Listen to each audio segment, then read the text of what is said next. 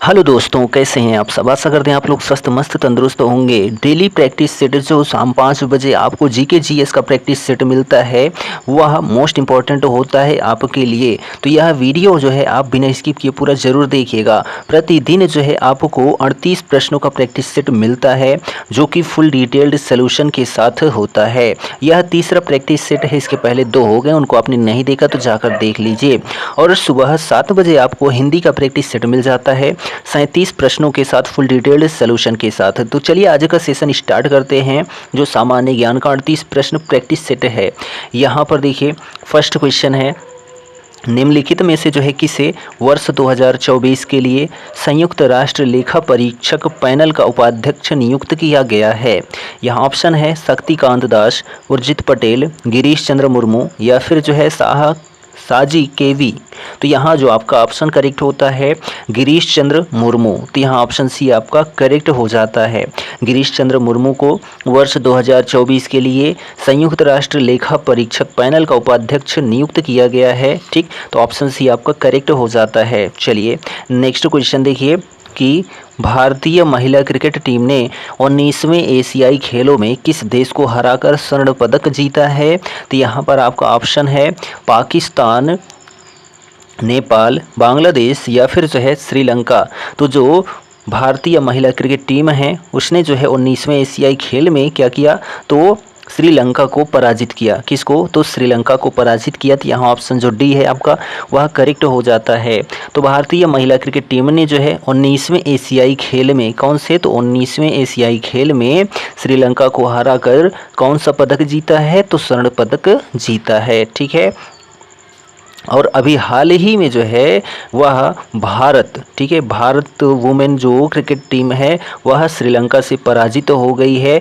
किस में, तो एशियाई खेल में ही। ठीक है, चलिए T20 फॉर्मेट में अगला प्रश्न देखिए यहाँ पर है कि अपनी तरह की पहली ड्रोन प्रदर्शनी सह प्रदर्शन भारत ड्रोन शक्ति 2023 का आयोजन कहाँ किया गया। ऑप्शन है जोधपुर राजस्थान, पुणे महाराष्ट्र, भोपाल मध्य प्रदेश, गाजियाबाद उत्तर प्रदेश। तो मोस्ट इंपॉर्टेंट क्वेश्चन है, आप इसको ज़रूर कंठस्थ रखना कि अपनी तरह की पहली ड्रोन प्रदर्शनी सह प्रदर्शन भारत ड्रोन शक्ति 2023 का आयोजन जो है वह गाजियाबाद उत्तर प्रदेश में किया गया। ठीक है, तो अपनी तरह की पहली ड्रोन प्रदर्शनी सह प्रदर्शन भारत ड्रोन शक्ति 2023 का आयोजन गाजियाबाद उत्तर प्रदेश के कहाँ पर, तो हिंडन, ठीक है, हिंडन एयर फोर्स स्टेशन पर किया गया। ठीक है, चलिए अगला प्रश्न देखिए यहाँ पर है कि निम्नलिखित में से जो है किसने भारत का पहला यूपीआई एटीएम लॉन्च किया है। तो यहाँ पर ऑप्शन है Paytm, NCR for corporation, Hitachi payment services या फिर एजीएस लेन देन। तो किसने भारत का पहला यूपीआई एटीएम जो लॉन्च किया गया वह हिताची पेमेंट सर्विस के द्वारा लॉन्च किया गया। ऑप्शन सी आपका करेक्ट हो जाता है। ठीक है, तो हिताची पेमेंट सर्विसेज ने national payments corporation of India यानी कि एनपीसीआई के साथ मिलकर भारत का पहला यूपीआई एटीएम लॉन्च किया है। ठीक, अगला प्रश्न है कि राष्ट्रपति द्रौपदी मुर्मू ने किस राज्य में ब्रह्मा कुमारीज द्वारा आयोजित राष्ट्रीय शिक्षा अभियान नए भारत के लिए नई शिक्षा का शुभारंभ किया है। यहाँ ऑप्शन है राजस्थान, उड़ीसा, मध्य प्रदेश या फिर जो है कर्नाटक। तो यहाँ पर जो है राष्ट्रपति द्रौपदी मुर्मू ने किस राज्य में, तो उड़ीसा राज्य में। ठीक है, उड़ीसा राज्य में जो है ब्रह्मा कुमारीज द्वारा आयोजित राष्ट्रीय शिक्षा अभियान नए भारत के लिए नई शिक्षा का शुभारंभ किया है। तो यहाँ ऑप्शन बी आपका करेक्ट हो जाता है। ठीक, नेक्स्ट क्वेश्चन देखिए कि योग में भुजंग आसन, ठीक है, योग में भुजंग आसन किस मुद्रा को दर्शाता है। टिड्डी, मेढक, भुजंग या फिर जो है मछली। तो जो योग में भुजंग आसन होते यह किस मुद्रा को दर्शाता है, तो भुजंग मुद्रा को दर्शाता है। तो ऑप्शन सी आपका करेक्ट हो जाता है। योग में भुजंग आसन भुजंग या फिर जो है कोबरा जिसको कहते हैं या सांप कहते हैं, ठीक है, इस आसन को जो है दर्शाता है। इस आसन को सर्पासन, कोबरा आसन या सर्प मुद्रा भी कहा जाता है। यह आसन जमीन पर लेटकर और पीठ के मोड़कर, ठीक है, पीठ को मोड़कर किया जाता है और इसमें योग करने वाले का सिर सांप के उठे हुए फन की मुद्रा में होता है। ठीक, चलिए अगला प्रश्न है कि किस संगठन द्वारा एक पहल रिस्किलिंग क्रांति की शुरुआत की गई? ऑप्शन है विश्व आर्थिक मंच, व्यापार एवं विकास पर संयुक्त राष्ट्र सम्मेलन, विश्व व्यापार संगठन या फिर जो है विश्व बैंक के द्वारा। तो किस संगठन के द्वारा शुरू किया गया? तो यहाँ पर जो है विश्व आर्थिक मंच, ठीक है, विश्व आर्थिक मंच संगठन के द्वारा एक पहल रिस्किलिंग क्रांति की शुरुआत की गई। तो यहाँ ऑप्शन जो ए है आपका वह करेक्ट हो जाता है। विश्व आर्थिक मंच की जो स्थापना है वह कब होती है? तो 1971 में होती है, स्विट्जरलैंड के जिनेवा में होती है, ठीक है, यानी कि इसका मुख्यालय कहाँ है? तो जिनेवा में स्थित है। किसका? तो विश्व आर्थिक मंच का। 2023 में, कब? तो 2023 में विश्व आर्थिक मंच शिखर सम्मेलन के 53वें संस्करण में, ठीक है, कौन सा संस्करण? तो 53वें संस्करण में आयोजन जो हुआ था वह स्विट्जरलैंड के दावोस में हुआ था। कहाँ पर? तो स्विट्जरलैंड के दावोस में किया गया था। और इसकी जो थीम रही थी खंडित दुनिया में सहयोग, यानी कि corporation in a fragmented world, ठीक है। चलिए अगला प्रश्न देखिए, भारतीय वन्य जीव संरक्षण अधिनियम कब लागू किया गया था? तो ऑप्शन जो सी है 1972 आपका करेक्ट हो जाता है। तो भारतीय वन्य जीव संरक्षण अधिनियम 1972 में लागू किया गया था, ठीक है। और यह जो भारत सरकार ने वन्य जीव संरक्षण अधिनियम 1972 है, ठीक है, इसको देश के वन्य जीवों को सुरक्षा प्रदान करने के लिए लागू किया था, ठीक। अगला प्रश्न है कि पुस्तक a century is not enough किसने लिखा है? तो a century is not enough को जो है सौरभ गांगुली जी ने लिखा है। तो ऑप्शन डी आपका करेक्ट हो जाता है, ठीक है। इस पुस्तक में इन्होंने अपने क्रिकेट कैरियर का वर्णन किया है। किसने? तो सौरभ गांगुली ने, ठीक है। प्लेइंग इट माई वे जो है किसकी है? तो सचिन तेंदुलकर जी की है। अगला प्रश्न है, वियना शहर किस नदी के किनारे स्थित है? तो जो वियना शहर है वह डेन्यूब नदी के किनारे स्थित है। तो आपका ऑप्शन भी करेक्ट हो जाता है, ठीक है। और यह जो है ऑस्ट्रिया की राजधानी है। जो वियना है ना, यह ऑस्ट्रिया की राजधानी है। वोल्गा नदी के किनारे जो है वह आपका क्या स्थित है? तो स्टालिन ग्रैंड स्थित है, ठीक है। सराटक स्थित है, गोरकी स्थित है और स्ट्रॉकेन स्थित है। कहाँ पर? तो वोल्गा नदी के किनारे। राइन नदी के किनारे क्या स्थित है? तो राइन नदी के किनारे जो है वह कोलोन, ठीक है, रॉटरडैम, बेसल, ये जो है राइन नदी के किनारे पर स्थित हैं। अगला प्रश्न है कि ऐतिहासिक भग्नावशेषों के लिए प्रसिद्ध हम्पी कहाँ स्थित है? ऑप्शन यहाँ पर है कर्नाटक, आंध्र प्रदेश, तमिलनाडु या फिर महाराष्ट्र। तो जो हम्पी है वह कहाँ पर स्थित है? तो कर्नाटक में स्थित है। तो ऑप्शन ए आपका करेक्ट हो जाता है, ठीक। ऐतिहासिक भग्नावशेषों के लिए प्रसिद्ध हम्पी कर्नाटक राज्य में तुंगभद्रा नदी के किनारे, कहाँ पर? तो तुंगभद्रा नदी के किनारे पर स्थित है, ठीक। हम्पी मध्यकालीन हिंदू राज्य विजयनगर साम्राज्य की राजधानी थी। हम्पी यूनेस्को विश्व विरासत स्थलों में जो है कब शामिल हुआ था? तो यूनेस्को में जो है 1986 में शामिल हुआ था, ठीक है, क्या जो हम्पी है। अगला प्रश्न है कि प्रसिद्ध कढ़ाई की कला गोटा का संबंध जो है किस राज्य से है? तो गोटा का जो संबंध है वह राजस्थान राज्य से है। तो ऑप्शन बी आपका करेक्ट हो जाता है, ठीक है। तो प्रसिद्ध कढ़ाई की कला गोटा का संबंध जयपुर राजस्थान से है। कहाँ पर? तो गुलाबी शहर जयपुर राजस्थान से है, ठीक। शेखावटी में खंडेला इसके निर्माण के लिए प्रसिद्ध है, ठीक। और फुलकारी जो है यह पंजाब में है, ठीक। फुलकारी जो है वह पंजाब की एक कढ़ाई है। और धरनिया जो है कहाँ की है? तो गुजरात की है। करचोली, ठीक है, करचोबी जो है वह कहाँ की है? तो राजस्थान की है। और कसूती जो है वह कहाँ की है? तो कर्नाटका की है, ठीक है। चलिए अगले प्रश्न की बात करते हैं। यहाँ पर नेक्स्ट क्वेश्चन है, उत्तर प्रदेश के किसी भी पुलिस कमिश्नरी क्षेत्र की पहली महिला पुलिस कमिश्नर कौन बनी थी?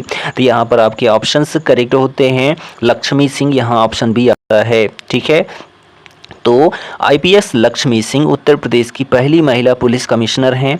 इनकी नियुक्ति उत्तर प्रदेश की गौतम बुद्ध नगर पुलिस कमिश्नरी क्षेत्र में किया गया था। किनका? तो लक्ष्मी सिंह का, ठीक। अगला प्रश्न यहाँ पर है, बोल रहा है सुमेलित नहीं है, इसमें से कौन सा सुमेलित नहीं है? तो देखिए सोरो मेला कासगंज, सोरो, ठीक है, कास, सोरो कास, तो ये आपका एकदम करेक्ट है। बटेश्वर नाथ मेला जो है, ठीक है, यह जिसको पशु मेला कहते हैं, यह जो है पश्चिमांचल में स्थित है, ठीक है। पश्चिमांचल में, यानी कि देखा जाए तो मेरठ में स्थित है। ठीक। और जो आपका शुक्रताल का मेला है मुजफ्फरनगर में होता है, यह भी सही है। लेकिन जो शाकंभरी देवी का मेला है ना, यह पूर्वांचल में है, ये गलत है। पश्चिमांचल हम कह सकते हैं, सहारनपुर में, खासकर वो भी सहारनपुर में जो है शाकुंभरी देवी मेला लगता है। शाकुंभरी सहारन। ठीक है, तो ऐसे आप याद कर सकते हैं। तो यहाँ ऑप्शन सी आपका जो है सुमेलित नहीं है। ठीक है, तो शाकुंभरी देवी का मेला पूर्वांचल में नहीं लगता है, पश्चिमांचल में लगता है, वह भी सहारनपुर में लगता है। ठीक।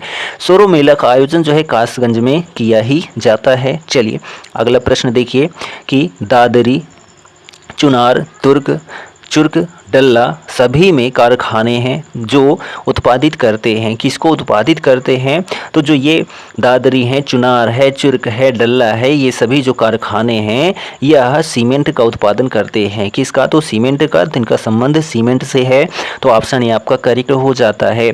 गौतम बुद्ध नगर जिले में स्थित दादरी, मिर्ज़ापुर जिले में स्थित चुनार, सोनभद्र में स्थित चुर्क और डल्ला सभी कारखाने सीमेंट का उत्पादन करते हैं।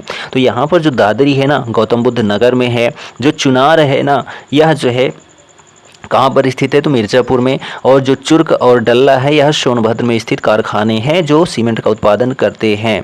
अगला प्रश्न है यहाँ पर कि उत्तर प्रदेश का एकमात्र मुक्त विश्वविद्यालय जाना जाता है, वह कौन सा है?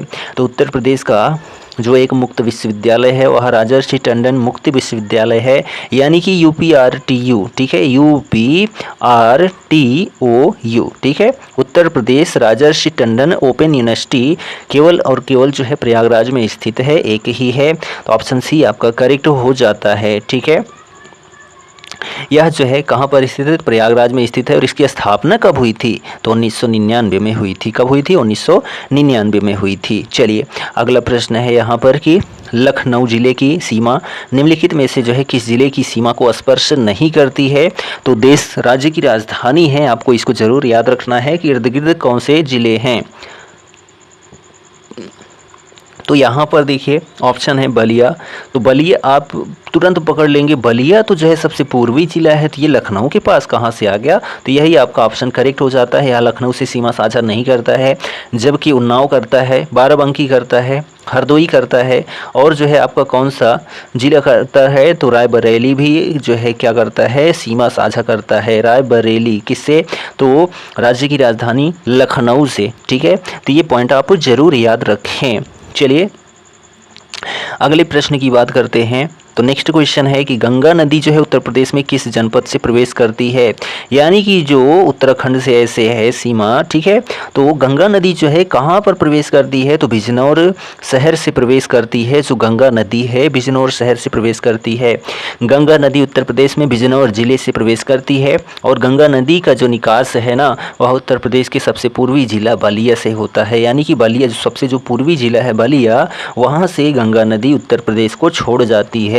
ठीक है, वर्ष 2008 में, कब? वर्ष 2008 में भारत सरकार ने गंगा नदी को राष्ट्रीय नदी घोषित किया था। कब? 2008 में। चलिए अगला प्रश्न है कि वह न्यूनतम राशि क्या है जिसे रियल टाइम ग्रॉस सेटलमेंट यानी कि RTGS के माध्यम से प्रेषित किया जा सकता है? तो यहाँ पर जो है 2 लाख रुपए होता है। तो यहाँ ऑप्शन ये आपका करेक्ट हो जाता है। ठीक है, तो 2 लाख रुपए वह न्यूनतम राशि है जिसे रियल टाइम ग्रॉस सेटलमेंट यानी कि RTGS के माध्यम से प्रेषित किया जा सकता है। RTGS शब्द जो है एक फंड ट्रांसफ़र सिस्टम को संदर्भित करता है जो धन और या फिर जो है प्रतिभूतियों के तात्कालिक हस्तांतरण को जो है अनुमति देता है। ठीक, चलिए अगला प्रश्न है कि माल और सेवाएं कर जिसको GST के रूप में कहेंगे पर संसदीय संशोधन बिल को किस राज्य ने सर्वप्रथम अनुमोदित किया था? तो यहाँ पर जो है जो असम राज्य है यह सबसे पहले अनुमोदित किया था। तो ऑप्शन सी आपका करेक्ट हो जाता है। तो देश का प्रथम राज्य असम है जिसने GST को जो है संसदीय संशोधन बिल को अनुमोदित किया था। ठीक, चलिए अगला प्रश्न है कि भारत के निम्नलिखित राज्यों या संघ शासित प्रदेशों के समूहों में से कौन सा समूह पाकिस्तान से सीमा बनाता है। तो इसमें बताना है कि कौन सा समूह पाकिस्तान से सीमा बनाता है।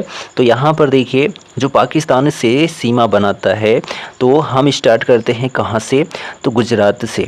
ठीक है, कहाँ से स्टार्ट करते हैं, तो गुजरात से स्टार्ट करते हैं। ठीक है, तो गुजरात से स्टार्ट जब हम करेंगे तो ये तो आपका हो गया गुजरात का पार्ट, ये हो गया राजस्थान का पार्ट। ठीक है, और ये हो गया पंजाब का पार्ट, ये हो गया जम्मू कश्मीर का पार्ट, ये ऊपर का हो गया लद्दाख का पार्ट। तो यही राज्य क्या बनाएंगे, सीमा बनाएंगे। तो यहाँ पर हम देखते हैं जम्मू कश्मीर, लद्दाख भी है, पंजाब भी, राजस्थान भी है, गुजरात भी है। तो ऑप्शन बी आपका करेक्ट हो जाता है। ठीक है, चलिए अगले प्रश्न की बात करते हैं यहाँ पर। तो ध्यान दीजिए कि क्वेश्चन नंबर नेक्स्ट है कि निम्नलिखित में से जो है कौन सी दक्षिण भारत की सबसे ऊंची चोटी है। तो दक्षिण भारत की जो सबसे ऊंची चोटी है उसका नाम है अनाईमुडी। ठीक है, क्या है, अनाईमुडी है। तो ऑप्शन ए आपका करेक्ट हो जाता है। अनाईमुडी जो है दक्षिण भारत या प्रायद्वीपीय भारत की सबसे ऊंची चोटी है। प्रायद्वीपीय भारत क्यों कहा जाता है, क्योंकि इसका जो आकार है दक्षिण में ऐसा है। ठीक है, त्रिभुजाकार है, इधर भी पानी है, इधर भी पानी है। ठीक है, इसीलिए प्रायद्वीप कहा जाता है। ठीक, तो अनाईमुडी यहाँ ऑप्शन करेक्ट हो जाता है। डोडा बेट्टा जो है, डोडा बेट्टा नीलगिरी पर्वत की सबसे ऊंची चोटी है। कौन सी, जो डोडा बेट्टा है यह नीलगिरी पर्वत की सबसे ऊंची चोटी है। ठीक, और जो अमरकंटक है यह मैकाल श्रेणी की सबसे ऊंची चोटी है। कहाँ की, तो मैकाल श्रेणी की सबसे ऊंची चोटी अमरकंटक है। ठीक, और जो गुरु शिखर है यह अरावली श्रेणी की जो है सबसे ऊंची चोटी है। अरावली श्रेणी की सबसे ऊंची चोटी कौन सी है, तो गुरु शिखर है। चलिए अगला प्रश्न देखिए कि वर्ष 2022 ईस्वी के प्रारंभ में निम्नलिखित में से जो है कौन सा देश इस्पात के उत्पादन में विश्व में प्रथम स्थान पर था। तो जो ऑप्शन बी है आपका चीन, वह करेक्ट हो जाता है। 2022 के प्रारंभ में इस्पात के उत्पादन में विश्व में प्रथम स्थान पर चीन था। ठीक है, कौन सा था, तो चीन देश था। और दूसरे स्थान पर कौन था, तो भारत देश था। और तीसरे स्थान पर कौन था, तो जापान था। चौथे स्थान पर कौन था, तो यूएसए था। और पांचवें स्थान पर कौन था, तो रूस था, यानी कि रसिया था। ठीक है, चलिए अगला प्रश्न है कि भारत में सर्वाधिक वर्षा मुख्यतः किससे होती है। ठीक है, कहाँ पर होती है ये नहीं पूछा गया, मासिनराम में होती है। ठीक है, लेकिन किससे होती है यह पूछा जा रहा है। तो दक्षिण पश्चिम जो मानसून है ना, दक्षिण पश्चिम मानसून से भारत में सर्वाधिक वर्षा होती है। तो ऑप्शन बी आपका करेक्ट हो जाता है। ठीक है, भारत में सर्वप्रथम मानसूनी हवाएं केरल के तट पर, ठीक है, केरल के तट से टकराती हैं और सबसे पहले वर्षा करती हैं। चलिए अगला प्रश्न है कि निम्नलिखित में से जो है किसने कोणार्क का सूर्य मंदिर बनवाया था। तो कोणार्क का सूर्य मंदिर गंग वंश के शासकों ने बनवाया था। ठीक है, गंग वंश के शासकों ने कोणार्क का सूर्य मंदिर, जिसको ब्लैक पैगोडा कहा जाता है, इसका निर्माण करवाया था। कहाँ पर, तो कोणार्क का सूर्य मंदिर पूरी उड़ीसा में स्थित है। तो यहाँ पर गंग वंश के शासक जो है नरसिंह देव वर्मन ने करवाया था कोणार्क का सूर्य मंदिर का निर्माण, पूरी उड़ीसा में स्थित है। इसका अन्य नाम क्या है, तो ब्लैक पैगोडा के नाम से जाना जाता है। ठीक, लाल बलुआ पत्थर और ग्रेनाइट पत्थर से निर्मित किया गया है जो कोणार्क का सूर्य मंदिर है। और वर्ष 1984 में, कब, वर्ष 1984 में इसको जो है यूनेस्को की विश्व विरासत सूची में शामिल भी कर दिया गया है। चलिए अगला प्रश्न है कि निम्नलिखित रचनाओं में से कौन सी रचना सही सुमेलित नहीं है, यानी कि वह गलत है। तो यहाँ पर देखिए आप कि मालविकाग्नि मित्रम कालिदास की है, जी बिल्कुल सही है। मुद्रा राक्षस विशाख दत्त की है, यह भी सही है। सौंदर्यानंद, ठीक है, सौंदर्यानंद जो है अशुघोष की है, यह भी सही है। लेकिन जो कर्पूर मंजरी है यह हर्षवर्धन की है, जो बिल्कुल गलत है। ठीक है, कर्पूर मंजरी जो है हर्षवर्धन की नहीं है बल्कि राजशेखर की है। किन की है, तो राजशेखर की कर्पूर मंजरी है। ठीक है, चलिए अगला प्रश्न है कि निम्नलिखित में से जो है कौन सा मोरक्को यात्री मोहम्मद बिन तुगलक के शासनकाल के दौरान जो है भारत आया था। तो जो मोरक्को यात्री इब्न बतूता था, कौन था, इब्न था या मोहम्मद बिन तुगलक के शासनकाल में भारत आया था? तो इब्न बतूता प्रसिद्ध अफ्रीकी यात्री यानी कि मोरक्को देश का यात्री था जो मोहम्मद बिन तुगलक के शासनकाल में आया था। और इब्न बतूता जो है कब आया था? 1333 ईस्वी में भारत आया था। इब्न बतूता ने एक पुस्तक लिखी जिसका नाम हम केवल और केवल रेहला कह सकते हैं, ठीक है। किताबुल रेहला इसकी पुस्तक का नाम है, जिसमें जो है मोहम्मद बिन तुगलक के समय की घटनाओं का वर्णन किया गया है, ठीक। चलिए अगला प्रश्न है कि वर्ष 1867 ईस्वी में महाराष्ट्र में किस संस्था या संगठन की स्थापना हुई थी? 1867 में किस संस्था की स्थापना हुई थी? कहाँ पर? तो महाराष्ट्र में। तो प्रार्थना समाज की स्थापना हुई थी। किसकी? तो प्रार्थना समाज की। और इसकी स्थापना किसने किया था? तो आत्माराम पांडुरंग ने किया था। किसने? तो आत्माराम पांडुरंग ने जो है प्रार्थना समाज की स्थापना की थी। कब? 1867 महाराष्ट्र में, ठीक। ब्रह्म समाज की स्थापना राजा राम मोहन राय ने की थी कोलकाता में, ठीक है। आर्य समाज की स्थापना जो है स्वामी दयानंद सरस्वती ने की थी। कहाँ पर? मुंबई में की थी। कब की थी? तो 1875 में की थी, ठीक है। 1828 में ब्रह्म समाज की स्थापना राजा राम मोहन राय ने की थी कोलकाता में। रामकृष्ण मिशन की स्थापना स्वामी विवेकानंद ने कब की थी? तो 1897 ईस्वी में की थी। कहाँ पर की थी? कोलकाता में की थी। चलिए अगला प्रश्न है कि भारतीय राष्ट्रीय कांग्रेस के किस नेता ने द्वितीय गोलमेज सम्मेलन में भाग लिया था? तो सभी गोलमेज सम्मेलन में भाग लेने वाले जो थे वह डॉक्टर भीमराव अंबेडकर साहब थे। सभी गोलमेज सम्मेलन में भाग लेने वाले कौन थे? तो डॉक्टर भीमराव अंबेडकर साहब थे। और द्वितीय गोलमेज सम्मेलन में केवल और केवल हिस्सा लिया था तो महात्मा गांधी जी ने हिस्सा लिया था। तो यहाँ ऑप्शन सी आपका करेक्ट हो जाता है, ठीक। तो जो है डॉक्टर भीमराव अंबेडकर तीनों गोलमेज सम्मेलनों में भाग लिए थे, लेकिन जो महात्मा गांधी थे केवल एकमात्र गोलमेज सम्मेलन में भाग लिए। और वह जो गोलमेज सम्मेलन था वह जो है दूसरा गोलमेज सम्मेलन था, ठीक। चलिए अगला प्रश्न है कि निम्नलिखित में से जो है किसने भारत के संविधान के निर्माताओं का मत प्रतिबिंबित होता है? तो यहाँ पर जो आपका ऑप्शन करेक्ट होता है उद्देशिका, ठीक है। उद्देशिका ऑप्शन बी आपका करेक्ट हो जाता है। उद्देशिका में भारत के संविधान के निर्माताओं का मत प्रतिबिंबित होता है, यानी कि झलकता है, दिखता है। उद्देशिका भारत के संविधान के निर्माताओं की मनः स्थिति समझने हेतु एक कुंजी है। क्या? उद्देशिका। चलिए अगला प्रश्न है कि भारतीय संविधान में वर्णित कौन सा अनुच्छेद दोष सिद्धि के संबंध में अभियुक्तों को जो है दोहरे दंड तथा स्व अभिशंसन से संरक्षण प्रदान करता है? तो यहाँ पर जो ऑप्शन बी है आपका अनुच्छेद 20(3) करेक्ट हो जाता है, ठीक।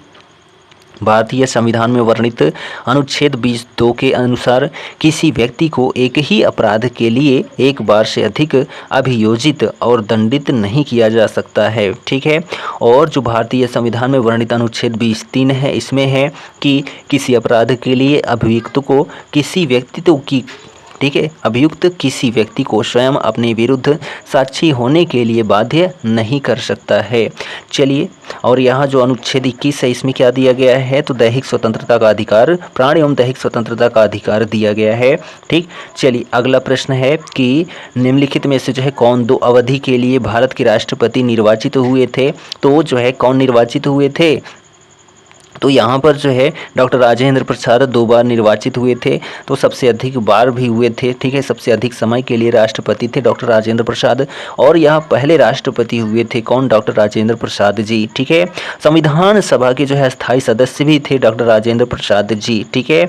और एस राधाकृष्णन जो है उपराष्ट्रपति हुए थे। Missile man of India Abdul Kalam, APJ Abdul Kalam को कहा जाता है, ठीक है।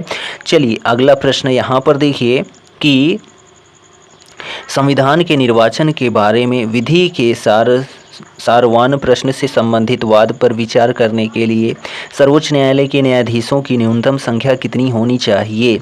यहाँ ऑप्शन है 5, 7, 9, 11। तो कितनी होनी चाहिए? तो 5 होनी चाहिए, ठीक है। तो संविधान के निर्वचन के बारे में विधि के सारवान प्रश्न से संबंधित वाद पर विचार करने के लिए सर्वोच्च न्यायालय के न्यायाधीशों की न्यूनतम संख्या 5 होनी चाहिए, ठीक। चलिए अगला प्रश्न है कि भारतीय संविधान में वर्णित निम्नलिखित में से जो है कौन सा अनुच्छेद राज्यपाल को अध्यादेश जारी करने की शक्ति प्रदान करता है। तो अनुच्छेद जो 213 है यह राज्यपाल को अध्यादेश जारी करने के लिए शक्ति प्रदान करता है। तो ऑप्शन जो सी है आपका करेक्ट हो जाता है। नेक्स्ट क्वेश्चन है निम्नलिखित में से जो है कौन सा विषाणु यानी कि वायरस जनित रोग है। ठीक है, वायरस जनित रोग कौन सा है। तो जो चिकन पॉक्स है यह वायरस जनित रोग है। ठीक है, तो चिकन पॉक्स एक विषाणु जनित रोग है। ठीक है, वहीं ट्यूबरकुलोसिस यानी कि टीबी एवं काली खांसी जो है फेफड़ों की बैक्टीरिया का जीवाणु जनित बीमारी है। ठीक है, कौन, तो ट्यूबरकुलोसिस और जो है जो काली खांसी है यह फेफड़ों की बैक्टीरिया या जीवाणु जनित रोग है। ठीक, और मलेरिया रोग का कारक जो होता है, ठीक है, मलेरिया रोग का जो कारक होता है प्लाज्मोडियम नामक प्रोटोजोआ होता है और इस रोग की वाहक मादा एनाफिलीस मच्छर होता है। विषाणु जनित रोग की बात करते हैं, विषाणु जनित रोग की बात करते हैं polio, HIV AIDS, measles, influenza. ठीक है, और जीवाणु जनित रोग की बात करते हैं, जीवाणु जनित रोग की बात करते हैं हैजा, प्लेग, कुष्ठ रोग, टाइफाइड, डिप्थीरिया। कवक जनित रोग की बात करते हैं तो दाद, गंजापन, एथलीट फुट, ठीक है, आदि। चलिए अगला प्रश्न है कैपिलरी फील्ड फाउंटेन पेन का आविष्कार किसने किया था। तो कैपिलरी फील्ड फाउंटेन पेन का आविष्कार जो है वाटरमैन ने किया था। किसने, एलआई वाटरमैन ने। ऑप्शन सी आपका करेक्ट हो जाता है। ठीक है, तो एलआई वाटरमैन ने फाउंटेन पेन का आविष्कार किया था। अल्फ्रेड नोबेल ने जो है क्या किया था, डायनामाइट का आविष्कार किया था। ठीक है, और जेम्स वाट ने भाप इंजन का आविष्कार किया था। चलिए अगले प्रश्न की बात करते हैं। तो आवर्त सारणी के समूह एक की कौन सी नरम धातु हवा के संपर्क में आने के कुछ सेकंड के भीतर धूमिल हो जाती है। तो यहाँ पर जो ऑप्शन आपका बी है सोडियम करेक्ट हो जाता है। ठीक है, तो आवर्त सारणी के समूह एक में विद्यमान सोडियम धातु हवा के संपर्क में आने के कुछ सेकंड के भीतर ही धूमिल हो जाती है। ठीक है,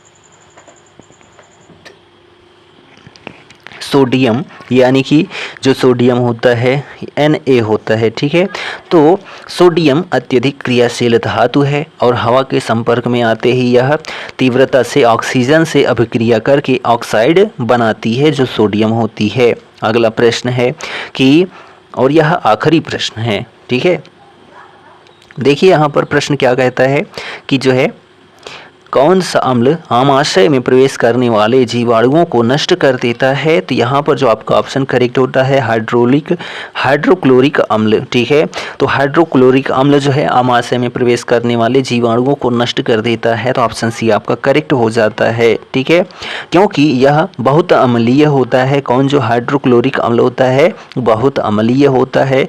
इसका pH मान जो होता है 1.5 से लेकर 2.0 तक यानी 20 तक होता है। ठीक है, हाइड्रोक्लोरिक अम्ल पार्श्विका या फिर ऑक्सीनेटिक कोशिकाओं द्वारा स्रावित होता है। बोरिक अम्ल का उपयोग जो है आँखों की सफाई में किया जाता है। किसका, बोरिक अम्ल का प्रयोग आँखों की सफाई में किया जाता है। तो यहाँ पर जो है 38 प्रश्नों का जो प्रैक्टिस सेट था कंप्लीट हो जाता है फिर सोल्यूशन के साथ। तो वीडियो कैसा लगा कमेंट करके ज़रूर बताएं और चैनल पर नए हैं तो चैनल को सब्सक्राइब भी कर लें। हम मिलते हैं नेक्स्ट वीडियो में, तब तक के लिए Jai Hind, good bye and take care.